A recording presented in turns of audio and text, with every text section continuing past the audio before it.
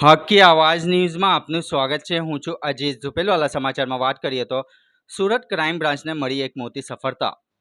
એનડીપીએસના કેસમાં વધુ 4 આરોપીઓની ધરપકડ। રાંદેર ભેસ્તાન અને વરાછામાં એમડી ડ્રગ્સ વેચતા શખ્સોની ધરપકડ કરવામાં આવી છે। પોલીસે 13 લાખના એમડી મુદ્દા માલ જપ્ત કર્યો।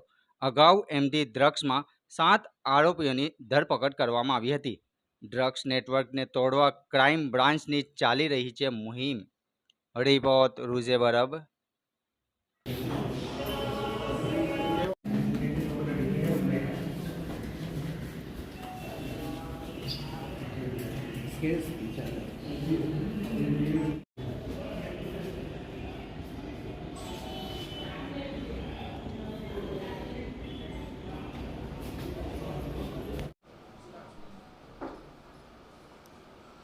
સુરત શહેરમાં સુરત નો ડ્રગ ઇન સુરત સિટી અન્વયે સુરત પોલીસ દ્વારા સતત ડ્રગ વિરોધી માફિયાઓ વિરુદ્ધ સતત કાર્યવાહી કરવામાં આવી રહી છે।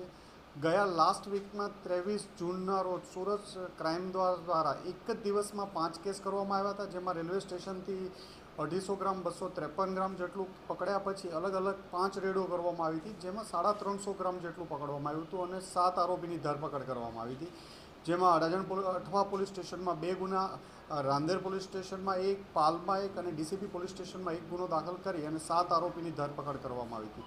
આ કેસમાં ફર્ધર સુરત ક્રાઇમ બ્રાન્ચ દ્વારા 2 લોકોની ધરપકડ વધુ કરવામાં આવી હતી અને અલગ અલગ પોલીસ સ્ટેશનોને સોંપવામાં આવ્યા હતા અને ડ્રગ માફિયાઓ વિરુદ્ધ સતત સુરત ક્રાઇમ બ્રાન્ચ દ્વારા પ્રયત્ન કરવામાં આવી રહ્યા હતા। એમાં ગઈકાલે ફરીથી સુરત શહેર ક્રાઇમ બ્રાન્ચને 3 કેસ કરવામાં સફળતા મળી છે।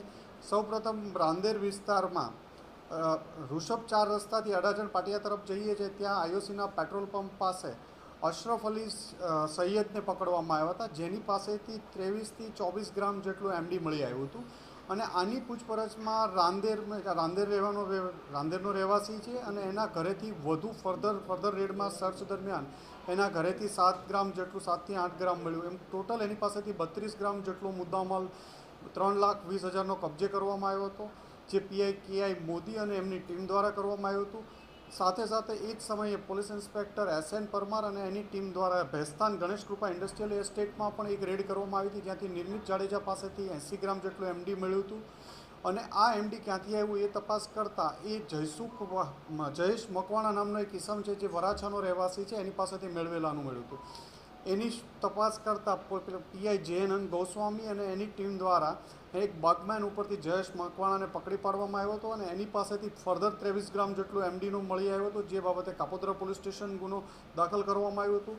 અમે એક જ દિવસમાં ફરીથી સુરત ક્રાઇમ બ્રાન્ચ દ્વારા 3 કેસ કરવામાં આવ્યા હતા અને 136 ગ્રામ જેટલું એમડી પકડવામાં આવ્યું હતું અને 13,60,000નો મુદ્દામાલ કબજે લેવામાં આવ્યો હતો।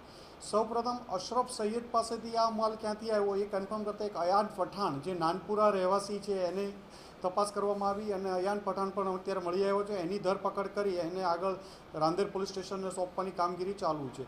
આમ હજી આગળના સમયમાં ડ્રગ માફિયાઓ વિરુદ્ધ સુરત પોલીસની ટીમ વધુને વધુ સખ્તાઈથી કામ કરશે અને આ ફિલ્ડમાં લોકોને ડ્રગ મુક્ત કરવા માટેની એક ઝુંબેશ જે ઉપાડી છે એ પૂરી મહેનતથી સુરત પોલીસ દ્વારા કરવામાં આવી રહી છે।